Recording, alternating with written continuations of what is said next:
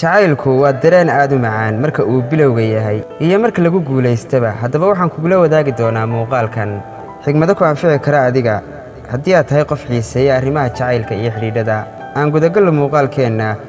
xigmadda koowaad waxay ku leedahay: nambar 1, qofna kama daalo inuu wax jeclaado, hase yeeshee beenta badan iyo cudurdaarada xaddhaafka ahi waa lagu daalaa laguna kala lumaa nolosha ilaa heer uu dhammaado ixtiraamkii laysku hayay.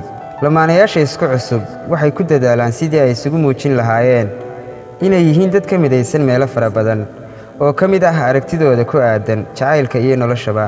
hase yeeshee arrintaasi ma ahan mid sax ah, waana beenta ugu horraysa ee ay isku sheegaan shakhsiyaadkaasi. wax dhibaato ah ma leh haddii aad si ka duwan sida uu gacalyahaagu wax u arko ay wax kugu muuqdaan adiga. waa inaad fikirkaaga adeegsan kartaa oo aad si qalbi furan ugu sheegi kartaa qofkaad wada socotaan. hana noqonin mid mar walba la yimaada halkudhigga ah aniguba sidoo kale.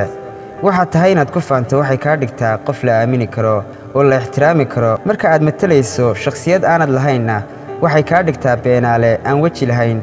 xidhiidhada beenta lagu dhisaana waxay ku burburaan muddo yar oo dhaqso leh. lambar 2, dadku waxa ay yidhaahdaan jacaylka runta ah waa loo dagaalamaa si aad u kasbato, balse mar walba lama helo midka aad ku taamaysid ama niyaddaada ka guuxaya.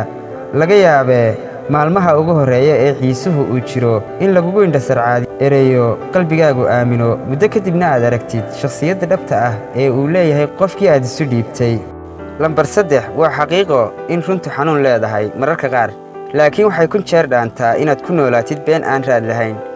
kugu filan wakhtigii uu kaa lumiyey iyo fursaddii dahabiga ahayd ee aad siisay adigoo aan ka fiirsan nooca bini'aadamkani uu yahay iyo qofkan shakhsiyaddiisa saxda ah. lambar 4, jacaylku weligiis ma guuldarraysto ee dadka isjecel ayaa ku guuldarraysta inay ilaaliyaan ballamada iyo heshiisyada ay wada galeen, waxayna inta badan waayaan fursaddii ay isku aamini lahaayeen. mase og tahay in yaroo been ah oo kashifantaa waxay abuuri kartaa shaki fara badan iyo kalsooni darro aad u weyn.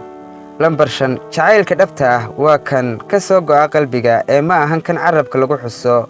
jacaylka dhabta ahi waxa uu u baahan yahay dareen naxariisi ay ka buuxdo oo la isdhaafsado labada dhinacba, mana aha mid aad go'aankeeda leedahay shakhsiga aad jeclaanayso.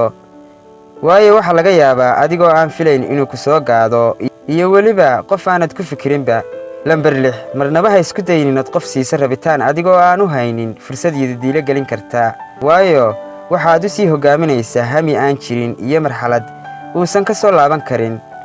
si qalbi furan ugu sheeg waxa aad ka aaminsan tahay shakhsigan, hana u dhisi niyaddiisa iyo rajooyin aan suurtagal ka ahayn dhankaaga. noqo qof daacadnimadu ay mar walba la weyn tahay.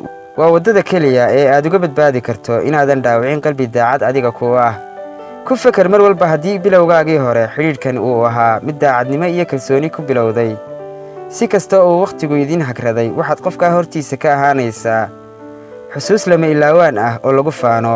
mar walbana wuu ku xasuusan doonaa wanaaggii iyo shakhsiyaddii suubanayd ee aad kula dhaqantay qofka.